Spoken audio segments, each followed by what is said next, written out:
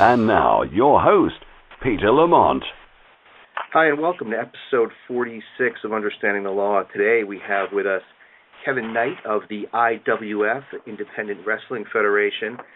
He's going to talk to us about how he turned his passion for the sport and entertainment of wrestling into a very successful business. We're going to talk to him. Kevin, thank you for being with us today.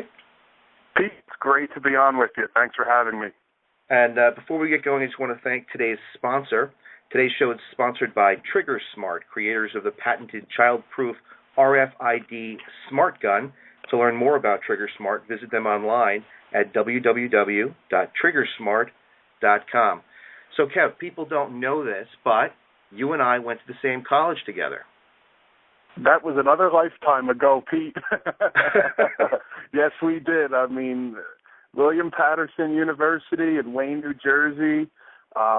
When we learned how to do things at the television station and the radio station, and they were great times. And I'm sure you can say the same. I don't want to speak for you, but just those experiences of on-hand knowledge and doing it and being thrown to the wolves on live TV, even though it was college TV. I learned, and it gave me a lot of tools to use for the future. Yeah, well, what's interesting is that back in the time when we were in school, things like social media and video and marketing, and it just didn't exist. And so some of the tools that we learned are helping us now because we're able to kind of compete with, I don't want to say that we're old, but with younger people who have, grown up with social media and YouTube and that sort of thing. So I definitely think that my background at school helped me a lot. That's a great point. I remember I started at the William Patterson radio station first, and for those that, don't know, William Patterson has a powerful college radio station. The communication department at William Patterson is right up there with the likes of Syracuse University and the top schools for radio and TV and communication. And I remember as a freshman walking into the radio station, and I was doing the sports play-by-play and sports updates, and I was a DJ. And then a couple years later, walking into the television station, same thing, doing play-by-play, sports anchor, news anchor on the Newsline nightly news program. And I remember saying, okay, great, whose job is it to get the word out about our shows and what we're doing? And they all gave me a look like, I don't know. So yeah. That's how I learned, man. We took it upon ourselves. I remember writing articles and press releases, first sending them to the campus newspapers, sending them to the local newspapers, local TV stations, anything we could to get the word out. And, Pete, we did our own guerrilla marketing, and that's how we learned. If we weren't going to do it, nobody was going to do it for us. That's right. I remember being on Newsline with you, and, I was in charge of the campus version of the radio station. You were on the regular FM station, so you were a little bit a rung above me, if you will.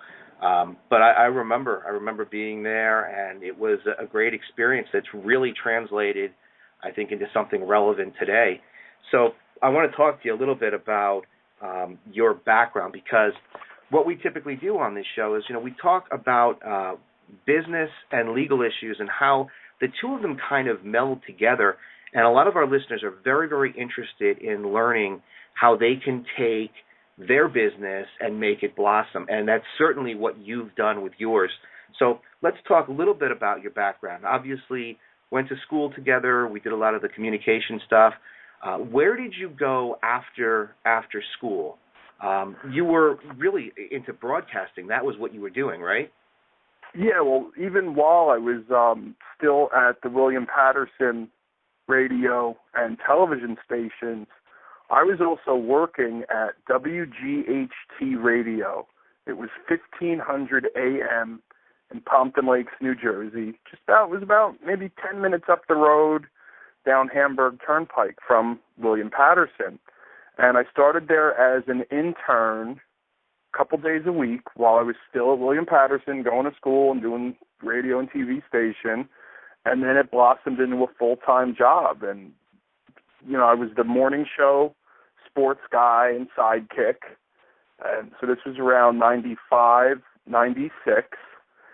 Still, I'd be up at 4:15 in the morning, be on the air at 6 a.m., 10 a.m., work till noon, go to my college classes, then still do the William Patterson radio and TV. So that was how I got started in broadcasting, communication, and also learned about marketing and public relations because, again, here I am working at this quote-unquote professional radio station, and it's, okay, where's the public relations department? Where's the marketing department? And they were like, you're your own marketing department for everything you do. You have to send all your own stuff out. And that was how I learned, and it just blossomed from there. And then after working in professional radio for 2.5 years, I then got into working for the township of Nutley, which is where I am from, where I went to high school. And I worked for the mayor of Nutley at the time, doing his marketing and PR, and worked at the recreation department. I even wrote the mayor's speeches and sent out the press releases for the mayor and the township of Nutley, because I already had this marketing and PR background from working in radio. And, then from there I fell into the wrestling gig. Well, let's talk about that, because you were involved in wrestling even back at school. And I would imagine, like most people, it started off as a hobby or something that you just had a passion about, something you were interested in. You were a fan of professional wrestling.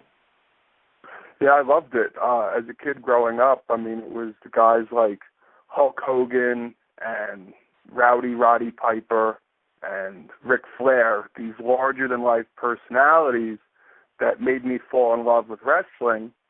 And coincidentally, it was a man by the name of the Ultimate Warrior that made me want to be a professional wrestler.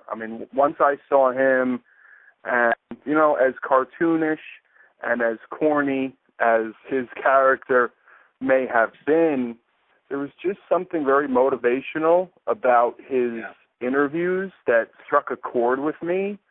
And we all have our superhero. We all, whether it's Superman, Batman, the Incredible Hulk, we all have our superhero. And he was my superhero. And, he just, motivated me to always believe and go and do things and make it happen. And you got to do it yourself. So the whole time while I was involved at William Patterson Radio, TV, and working in professional radio, how I fell into wrestling was during this time, when the local wrestling shows would come to town, they would give, William Patterson Radio and WGHT Radio, where I was working, they'd give us free tickets to give away over the air, and we'd give them away to listeners. And then the local wrestling promoter would invite me as the local sports guy to come to their show, and open it up, get in the ring before the show starts, grab the microphone, rile up the audience, throw T-shirts out to the crowd.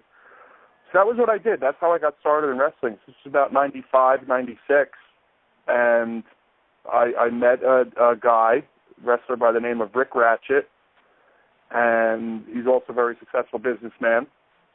And he came up to me and he said, "Wow, you're pretty tall, and you have a good personality, and you seem like you could talk. Did you ever think about being a wrestler?" I said, "No, I'd love to be a ring announcer."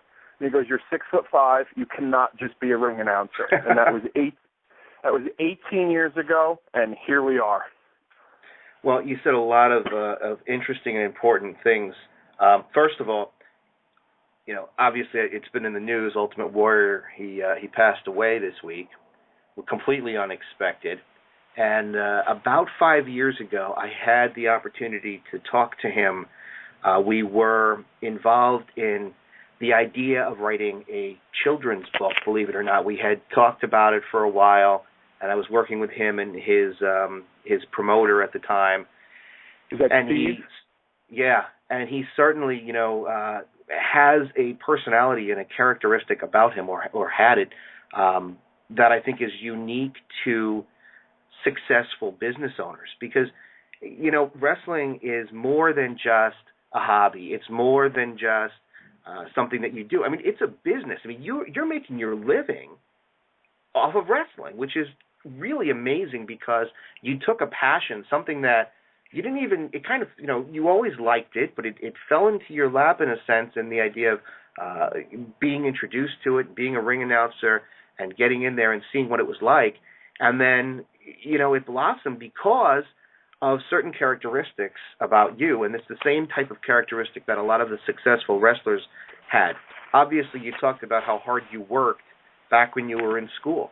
I mean, just imagine, most kids in college, the idea of getting up at 4 in the morning and then working until 8, 9 o'clock at night, that just doesn't happen. You've got these characteristics that are unique to successful business people. Well, I mean, you were there too, Pete. I mean, we'd be, again, I was up early doing my thing at the professional radio station, and then going to class, and we were doing our thing at radio and TV station at the college, and, you were there. We'd be there till 8, 9, 10, 11 o'clock at night, and on the air ordering pizza from, was it Brother Bruno's around the corner at William Patterson, and just doing whatever it took to succeed. And I don't know if that's something that you can teach people or not.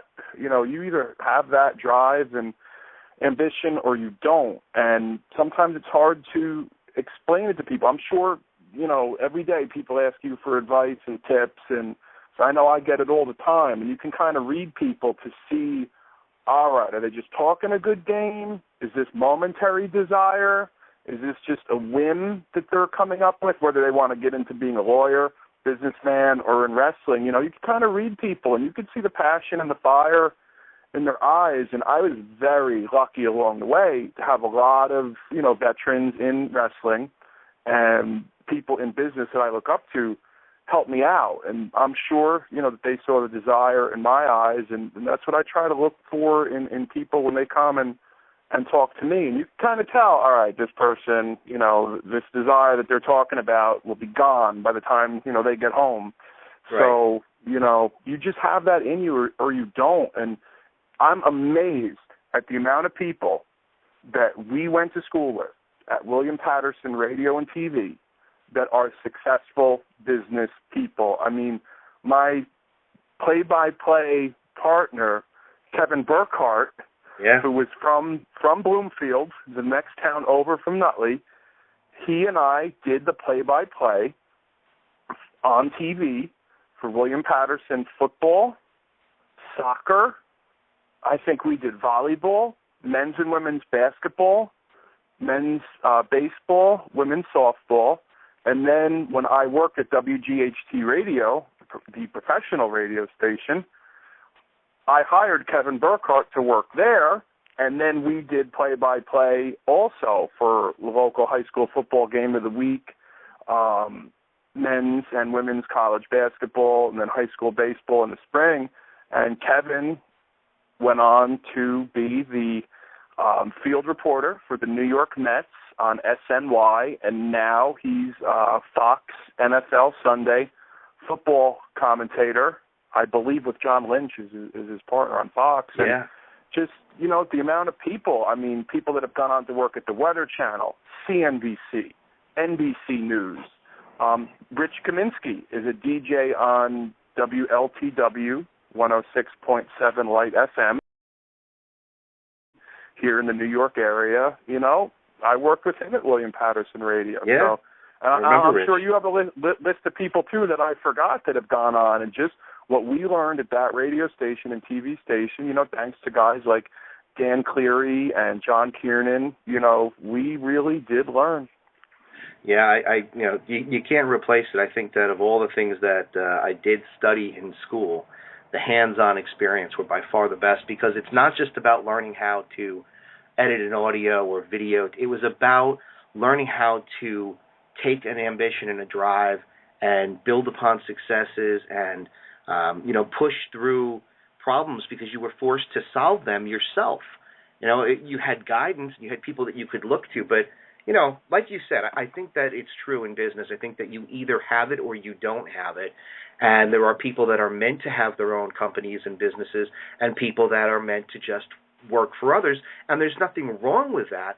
But I do think that when people look towards the idea of starting their own company or their own business. I really do think that they do themselves a disservice to just say, hey, I'm going to go do it without taking stock of who they are and what their personality is like, because you deal with a tremendous amount of rejection. You deal with a tremendous amount of stress and frustration.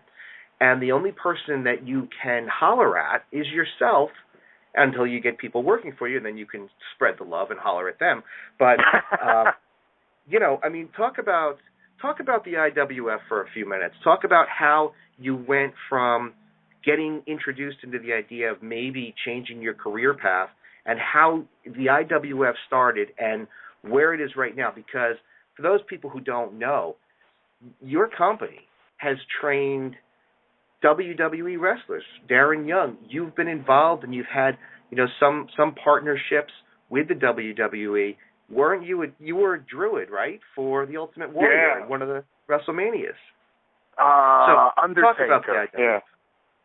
Yeah, well, again, 18 years ago when I was, just a local sports guy, being a ham in the ring, opening up the local show, Rick Ratchet, who eventually trained me to be a wrestler, when he said, you can't just be a ring announcer, I started training with him. He trained me, about the ins and outs in wrestling as well as some of the in-ring stuff. And I trained for maybe a month, and then I had my first match in May 1996. So that's just about 18 years ago. And I wrestled up and down the East Coast every Friday night, sometimes twice Saturday, sometimes also Sunday afternoon. And I wrestled for 3.5 years. The whole time, at the beginning of that run, I was still working in radio. Towards the end of the run, I was working for the mayor in the township of Nutley, doing marketing, PR, communications, speech writing. And, the training I received was kind of on the fly, which isn't the right way to do it. So I still would go and, there weren't many around. I would still go and attend the local wrestling schools. And this was about for 3.5 years to brush up on my skills. And the one thing I noticed was these schools had no idea what they were doing. I mean, the best thing they could get for Christmas would have been a clue. A wrestling school is not a place where you set up a ring 2 days a week and call it a school. School needs to be full-time facility, a video classroom where guys could watch tape studies of their match. You need to have, supplements, nutritional products, everything that these guys need. So for 3.5 years, I just saw how everybody was doing it wrong. And I just took notes, studied, and said, man, I could do it better than this guy. Not that I was comparing myself to other people, but just I knew that they weren't doing it right. And I wanted to provide a place for me, as well as fellow individuals that were looking to get into wrestling, a place to learn. So I opened the IWF Wrestling School in December 1999. And I opened it not for me to teach, but for me to learn. So right off the bat, I hired different superstars and legends from the world of wrestling to come in and help me teach the classes. So I could also, continue to learn, but then so also I could learn how to teach. And we had Honky Tonk Man, Tito Santana, the WWE's trainer at the time, Dr. Tom Pritchard, who trained The Rock, Ken Shamrock, helped train Kurt Angle.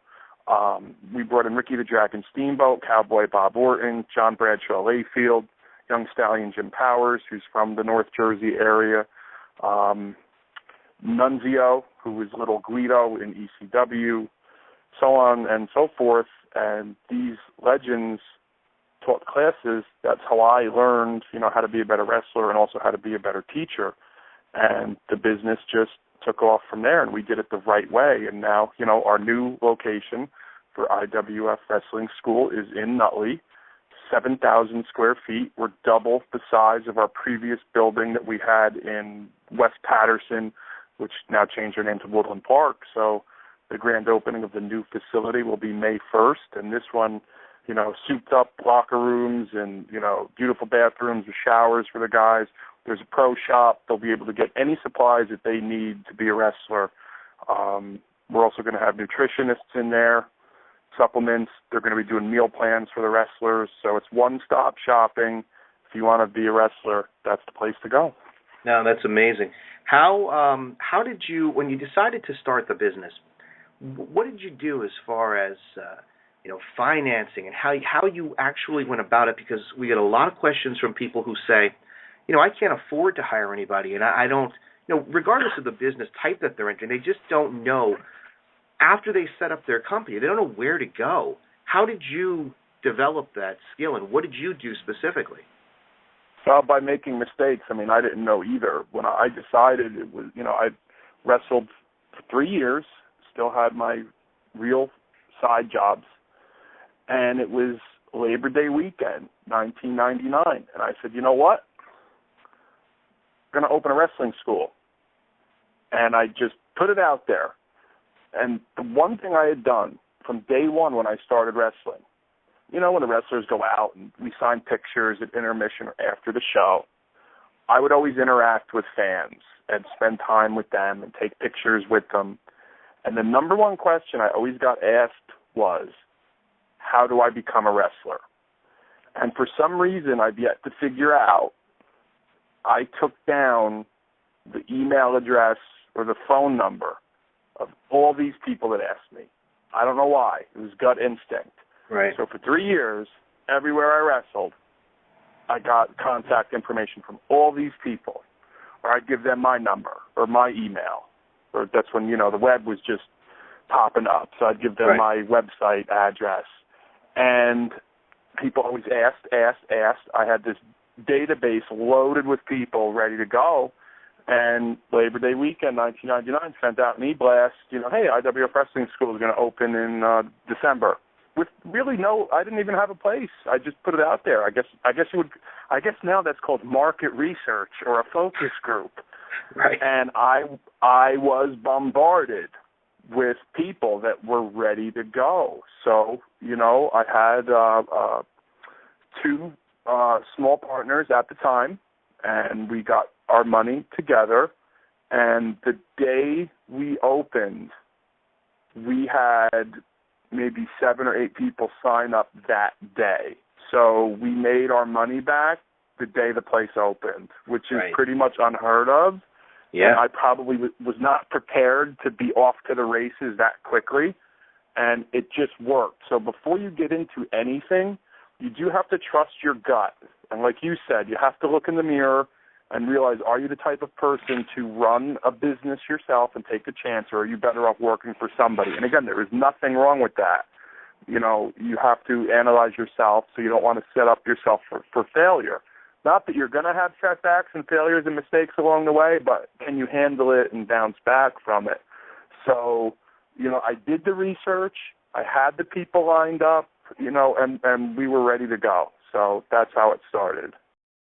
Now, you're doing something, or you were talking about something that nowadays is unheard of, because with social media being so prevalent in business, which is a great thing, it's a great tool, I think a lot of young companies and a lot of entrepreneurs have lost the connection that they have had in the past with people. And you just told us that, prior to social media being so popular, you were out there collecting numbers and meeting people and talking to people.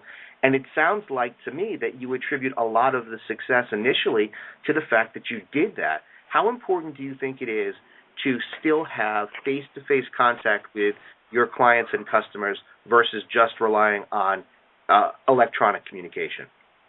It's number one. You cannot replace the human interaction or the connection with people. And that was something I had lost, along the way, and eventually got it back, where, I became burnt out for a while, because there's only, so many hours in a day and so many people you could spend time with and talk to. And, that's where you said about, you got to hire other people and let other people do the work and take on responsibility. And that's something I learned throughout the years, but nothing replaces human contact, human interaction. I kind of stick out like a sore thumb, being, 6'5", and I have like wildly long hair, and I'm like my own parade float whenever I walk through town or walk in a diner, a restaurant, and I get it, because I have like heroes and role models in entertainment, whether it's in wrestling or sports or music or in rock bands, that, I admire and idolize. And when I meet people, they're like, oh, wow, you're the guy that trained Darren Young. I'm always looking to get into wrestling. And those people want to have a moment with you to talk, and that time that they get to speak to me. And again, I'm not special or important, but I do understand how people view me and the guys I've trained, the success I had. So that time that those people are speaking with me is very important to them. So I want to, spend as much time with them as possible and, give them a cool moment and if they want to take a picture or autograph or contact me on social media, I do that all myself. We have a lot of people on our Facebook and our Twitter, and I answer them all back. There's nights I'll be up till like 1 or 2 in the morning, wake up at 5 in the morning, and answer them all back individually. It's not an intern doing it. Right. It's me, and you can't replace that, and there's a value on that. And I'm not just doing it, with the hope that one day there'll be a customer. I mean, if that does happen, that is a nice benefit of it. But, you have to genuinely be passionate about speaking to your customers or potential clients or just people in general. You have to be passionate about it. They'll see through if it's phony. And I'm sure you do that with your business. I mean, your social media is incredible, and I see your outreach and your website and everything you do, and you see that there's passion behind it, and there's a personal touch from Pete, yourself, around everything you do, and you can't replace that. No, I mean, I think you're right. I think that's critical. And you look at companies like Carlos Bakery, for example. Carlos Bakery, you've seen that show Cake Boss with Buddy Valastro? Yep. So, his father starts the business, and he's smart enough and talented enough to build it into an empire. But there comes a point in time where I think people, they have success, and then they lose touch with that human element. And so now you'll call Carlos, Bakery in one of his multiple locations, and you get a recording, and then by the time you get to a live person. So while he is successful, and I certainly can give him credit for what he's done, you can see that when companies get too successful, they start to lose that human interaction. And you're right. I think that's the number one key, because people are coming to a lawyer, an accountant, to a wrestling school, not just because of what you can do, but because of who you are. They connect with you personally. Yeah, they're buying you just as much, if not more, than they are buying this product. And that was something I lost. I lost that human touch, that human interaction for a while. Because, again, I was so burnt out. I was worn down. Like, I knew what I was getting into, but I wasn't prepared for immediate success day one. I was like, okay, we're going to open a wrestling school. We have our first open house. And after the open house, we'll have a few weeks or months with nobody coming in, and we'll use that time to figure out how we're going to do this. Right. And we had the first open house, and like 50 people showed up, and 7 people joined, and then the next day, 2 people came in and joined, and they're like, okay, when's the first class? And I'm like, I guess today, here we go. And, I got burnt out after a while. It happens to everybody, but you learn from your mistakes. You learn how to better deal with people. You have to, when you deal with people, you have to realize that everybody's going to have a good day and a bad day.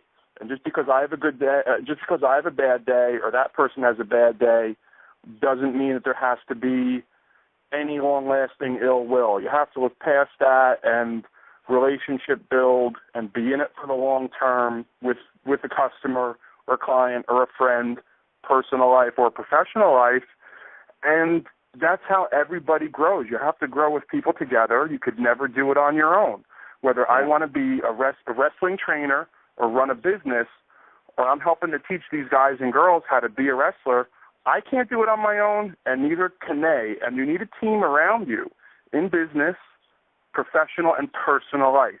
You need a team to get through it, no matter what line of work you're in, or you won't succeed at all. In the ring, in business, or out of the ring in personal life. You need that team around you. That's right. Let's talk about that for a second, because we get a lot of questions from people that say, hey, listen, I'm just starting to build my business, and now it's time for me to hire an employee, and I don't know how to do it. When you are hiring people to work for you, what do you look for in the person? What kind of characteristics and what do you look and say, this is a person I want to work with me, and this person's a nice person, but they're not going to fit? What do you look for? I actually look at the person first more than their skill. You know, if you have somebody that has amazing organizational skills, business skills, but they're late, they aren't motivated, they aren't passionate, it does not matter about their skills if they're going to be 2 hours late, or they want to leave early, or they're always on the phone. So I would rather have somebody with, I don't want to say mediocre skills, but I would rather have somebody with maybe a little bit less skills, but that is a good person, that is on time, that works hard, because that will overcome maybe the little bit lack of skills or maybe education they have. For example, I mean, as a kid growing up, I idolized Pete Rose. He was not the greatest baseball player of all time, but he worked his ass off every day, played hard, ran hard, slid hard, hustled hard on every play. And again, I'm a Met fan. I hate to use this analogy, but the same thing. Derek Jeter, not the greatest baseball player of all time, but he shows up on time. He hustles. He runs everything out. He plays hurt. He never complains. He gets the job done. He does charitable stuff, wants no thanks or congratulations. And those are the people that you need around you, people with character, more than just looking at the stats or the numbers that this person, you know, puts up. You know, I'm sure you feel the same about that. It's people first. It really is people first. You can teach skill, you can teach product, you can teach technique, but what you can't teach is passion and a drive and somebody who holds themselves accountable and answers to themselves. I mean, I think that those are qualities that you want to look for, because you can teach somebody the rest of the stuff. But you can't teach them to be passionate. You can't teach them to have a desire to perform at their top level, regardless of what they're doing. So I agree with you 100%. Yeah, you can. And again, like you said, that maybe that's when the time comes to have the conversation with that person. Hey, look, maybe you being a wrestler isn't going to happen. How about you being a referee? Where in the IWF, we've had so far, we're going to add to this number, we've had 11 of our graduates get full-time employment in wrestling. Not all of them are wrestlers.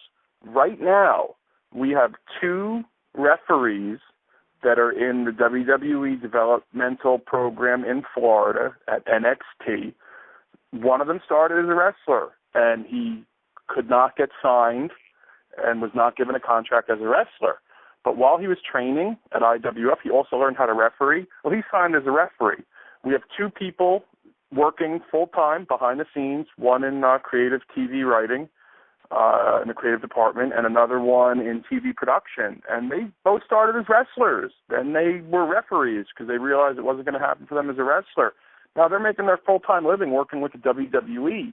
And they realized that, all right, I may not make it as a full-time wrestler, but, you know, I'm still going to work in wrestling. I have these other skills. I'm going to work in TV, or I'm going to be a referee.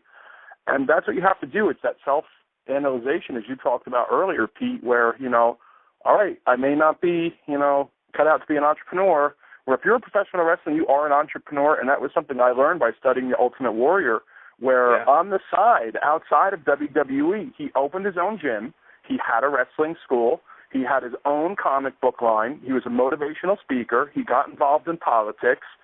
And as he talked about in his Hall of Fame speech, everything he learned in wrestling, everything he learned from the WWE, and everything he learned from Vince McMahon prepared him for a life and businesses outside of wrestling. And, man, I studied him, and, you know, I don't want to say I ripped off all his ideas, but, hey, you know, nothing we do is original. It's combining the best ideas of, you know, people we admire.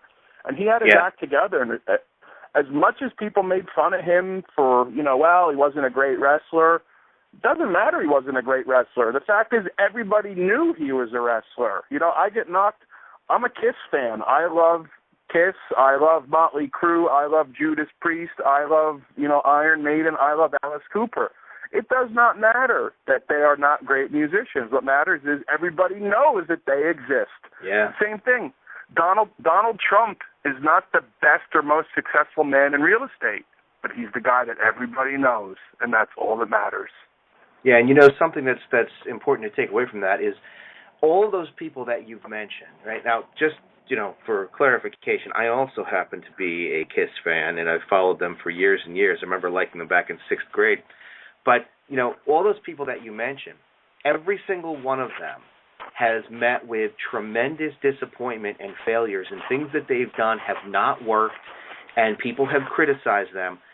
That you're going to come across every time you put yourself out there. I'm sure that there have been times when you put yourself out there with the IWF and things haven't gone well and you've been criticized. How do you deal with that? How do you deal with rejection and criticism in your business? You just got to keep going. I mean, one thing I was taught, I forgot who was the one that told it to me. I mean, if I could remember, I'd definitely give him credit. I don't remember if it was the Honky Tonk Man or Dr. Tom Pritchard, two legends who did classes at our school. But they had said there's no such things as failure or mistakes. It's information. You can't look at it as something going wrong. You look at it as a learning opportunity. But if you make a mistake, don't make the same mistake twice. You're going to make every mistake there is to make, as long as you make each mistake once. And that's something I followed. So if you view it like that, there is no such thing as failure. Okay, now I know better. Bang, get right back at it. And that's what you have to do. Yeah, and when you were talking about the guys that started off with you as wrestlers and then decided that they weren't getting what they wanted, so they became referees, I think that's important because you have to be able to be flexible in your outlook and with what you're doing in business. If something's not working, isn't there a saying about insanity when you do the same thing that's not working over and over again and you get the same result? Right, the definition, definition of insanity, that's it. Yeah. So, the guys you're talking about were able to be flexible enough to say, hey, I really love this, but this isn't working, but I can still stay with my passion. I just have to shift my focus a bit. And every business owner is faced with that. You must be faced with that all the time, shifting your business to make sure that you're hitting what the people need and what works for you. You have to do it or you won't survive. I mean, look at me. I wanted to be a play-by-play sports announcer. I wanted to be what Kevin Burkhardt is doing right now with SNY and Fox Sports. But Kevin Burkhardt right now is one of the best play-by-play up-and-coming announcers. I mean, for God's sake, in his first year or two on Fox Sports, they gave him a playoff. He did an NFL divisional playoff game on Fox, play-by-play. So I look at it in hindsight and say, wait a minute. He is the best up-and-coming broadcaster that there is. But now I look at what I do, okay, I'm pretty much unheard of, but I have my niche, and I'm pretty much one of the best up-and-coming wrestling trainers. So finding your niche is finding what you can do better than everybody else and carving that out. But the cool thing is, even though I miss broadcasting, I still get to do it all the time because right now I'm talking with you on your radio show. Instead of me being the host, I'm being interviewed. So I still get to do all these things I love, whether it's be on the radio, be interviewed on television, be creative. I love art. I love creating. Part of wrestling is all creativity. So all of these other mini passions that I had before that did not turn out into a full-blown business, I still use and rely on every day. So, like you said, my guys that weren't able to make it as a wrestler that became a referee, hey, you're still in wrestling. You're a referee, but you're still in it. You have to learn how to do everything, too. Like you said, we turned human interaction and the human connection before social media. We learned how to do it. Now we could also do it through social media. So we adapted, we learned, we grew, and that's what you have to do. Businesses like yours and mine and anybody's out there, you have to adapt every day. You know, what you did today will not matter tomorrow because you're going to learn something new today.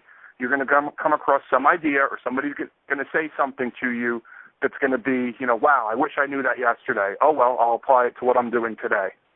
Yeah, and, you know, as you age and get up there in the 50s, 60s, 70s, if you still have a desire to keep your business successful, there are no excuses. Oh, I'm too old to learn that. I mean, you look at some of the top executives who are in their 60s and 70s, you don't hear those excuses. Well, I don't use a cell phone. I don't know how to use social media. That's not an excuse if you want to be successful. Regardless of your age, you have to embrace what's going on in the world, technology, you know, and learn how to do it. There's no such thing as too old. No, there isn't. There isn't. There's a lot of guys that are, there's a lot of guys that I talk about that are our age, and they say, oh, you know, I don't know how to do this. I don't know Facebook. What do you do with that? I don't know. You know, I don't need to do that. But that's just not true, and that's a limitation that these people are placing on themselves. Yeah, exactly. You know, something that you were talking about earlier with passion about getting out there and doing things and signing autographs and helping people, not because you're solely looking for business, but because it's something that you want to do. One thing that you do, which is really, really great, is you give back to the community. You've got a show coming up on April 12th, which benefits the Relay for Life. So if you go to your website and you look at some of the things that you've done, giving back to the community is a major part of your business. What do you feel about that? Why do you do it? And talk about that for a little bit. That was something I learned as a kid where, you know, I'm not overly religious, but while a kid in middle school and high school, I was always involved in the church youth group where, you know, I believe more in, like, not that I'm here to talk about religion or politics or anything like that, but, you know, again, not being overly religious, but, you know, I have faith, and my idea of religion isn't really going to church, but it's like giving back and helping people. So, you know, being involved in the youth group as a kid in high school, you know, we always did charitable things, gave back, you know, the soup kitchen, clothing drives, food drives, doing things to support children's organizations. So that was something I learned then and just continued with it into radio and television career as well as into wrestling career.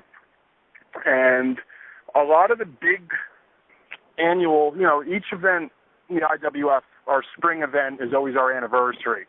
So this will be our 17th annual event in Nutley this Saturday night at the Parks and Rec Center.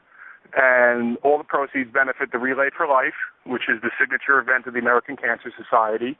And each of our big spring annual anniversary shows is always to benefit a local charity.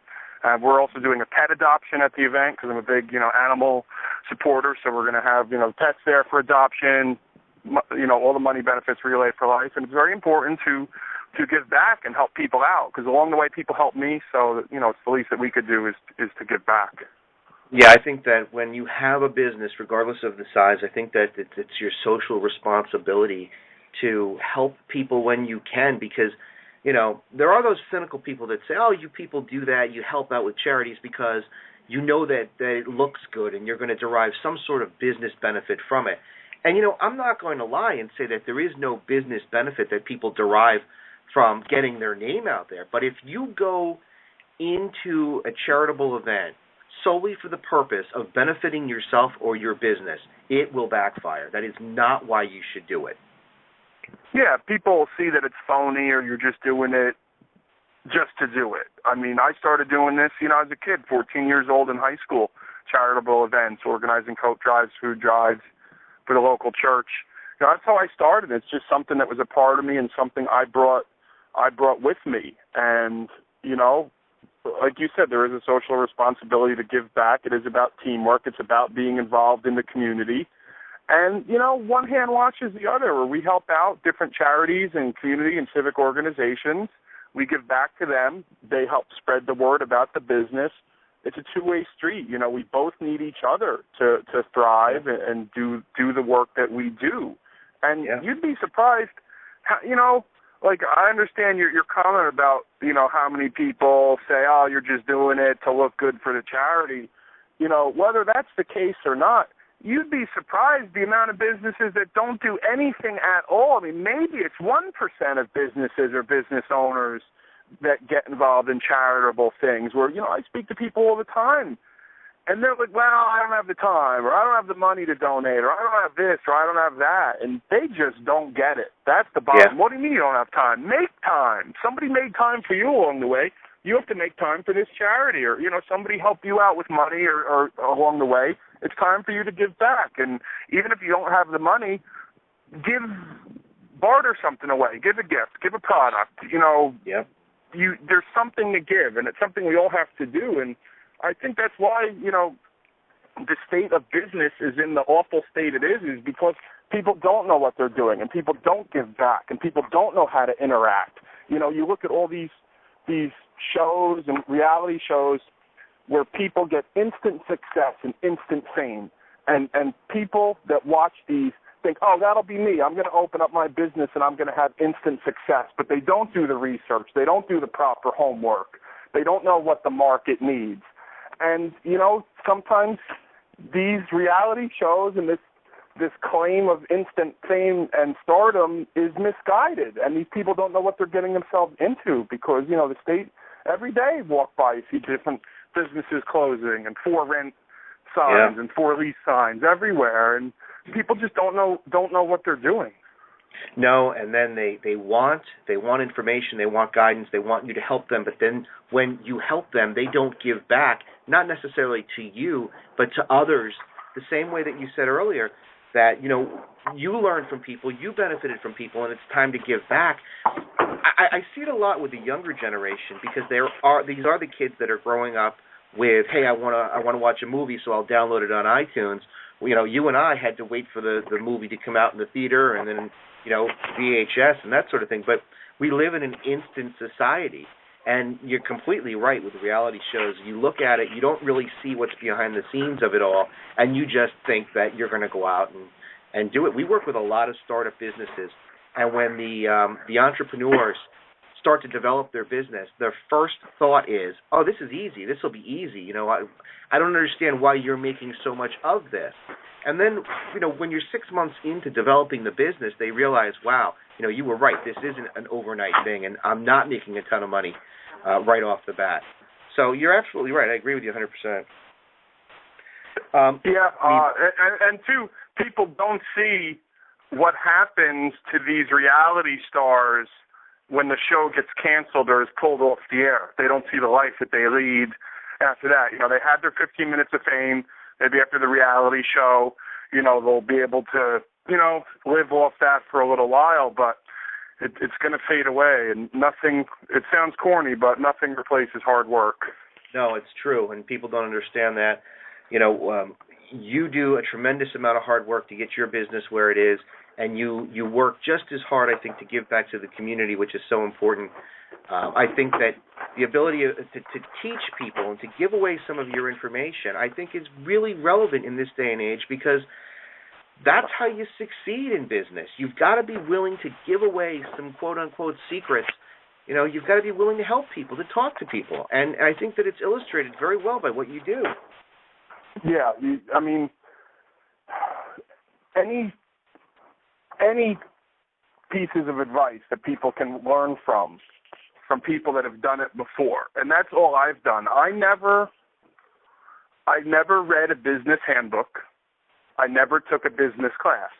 I never took a marketing class. You know, it was radio and TV, as we touched on earlier. You just learn how to do it. You learn how to promote yourself. You learn how to market yourself. I learned how to write, learned how to do interviews. You know, the radio and TV background definitely helped. But I studied people that came before me that did it well, whether it was in wrestling or business. I didn't read business handbooks, but I read, you know, Donald Trump's books and his business books. You know, it wasn't a how-to business book per se. His books are how he did it. Right. And again, it does not matter that he is not the most successful real estate guy.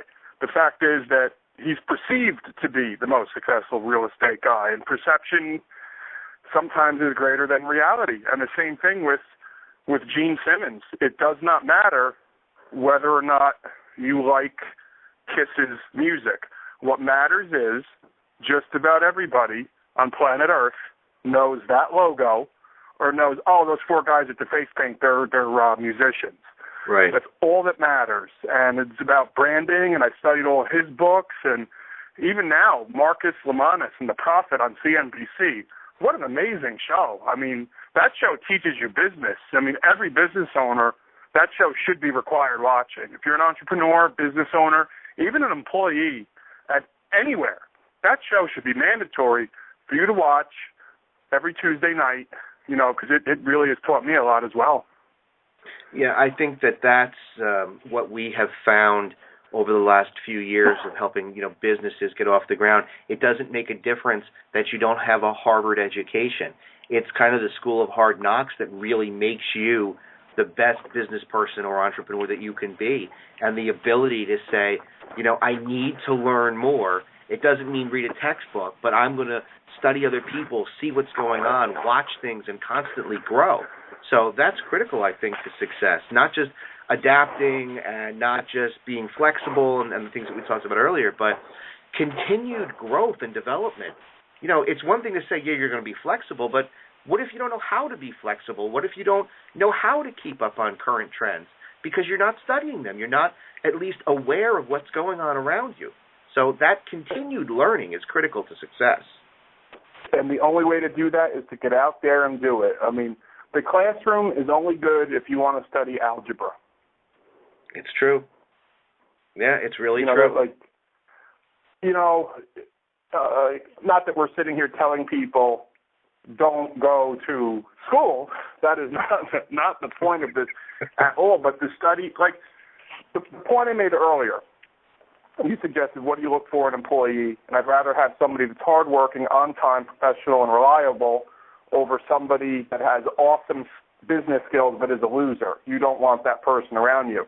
It's the same thing. Think about it. Like when people apply to colleges, when you send in your college, submit your college application, colleges would rather take a student that gets all B's and C's, but maybe played a high school sport, was involved in the high school newspaper, organized a community blood drive, was involved in youth activities. The college is more likely to accept their application than somebody that gets all A's and B's and does no extracurricular or community activities. Yeah. And that's, you know, that's how you have to look at it, and that's how I look at it in business too. You know, like business associates of mine that I have and friends of mine that have successful businesses. You know, we all have the same qualities, and, you know, it's a people, anything you do is a people business, no matter what you do, whether it's wrestling, law, you own a Best Buy, it's all the people business. It's all about people and building relationships and taking care of customers. Yeah, and, you know, to touch on what you said, I mean, I went to school with kids that you know, graduated in law school, top of their class. I worked on Wall Street with guys that had graduated Harvard Law that are out of work. So it's not necessarily what your educational background is. I mean, sure, there's some benefit to graduating from Harvard because of the people that you know, but that, again, is the people versus just the fact that you have a diploma from Harvard. So it really is something that I think people need to kind of look into and understand a little bit more, that it's not necessarily people knock where you and I went to school. You know, I know that. People I talk, my own sister-in-law knocks where we went to school. But you know what? It doesn't make a difference. Look where you are. You know, you have this successful business, and does it make a difference that we didn't go to Harvard? I don't think so. I know exactly what you're talking about. My sister went to Princeton, and my brother went to Seton Hall, and I went to Willie P. But you know what? Look at, like, we reeled off the list of people before just in our class, you know, of people that are successful from William Patterson. And I can't speak enough about that college and the communication department and what I learned there and all the people that became successful from going to that school and learning. And, you know, a lot of it, we did it together because the people that we worked with, our group, the TV station or radio station, you know, we fed off each other and kept each other awake at night and did our thing, and that's what you have to do. It was a team, and there were a lot of people that came and went. The same in wrestling, I'm sure the same at law school. There's people that come and go, but the people that stuck around year after year and semester after semester, you know, bonded and saw, you know, the hard work that it takes. And, you know, owning your own business, like you said before, you know, to put a different spin on it, people say, oh, owning your own business, that's great. You could set your own hours and take vacation whenever you want. What? Set your own hours?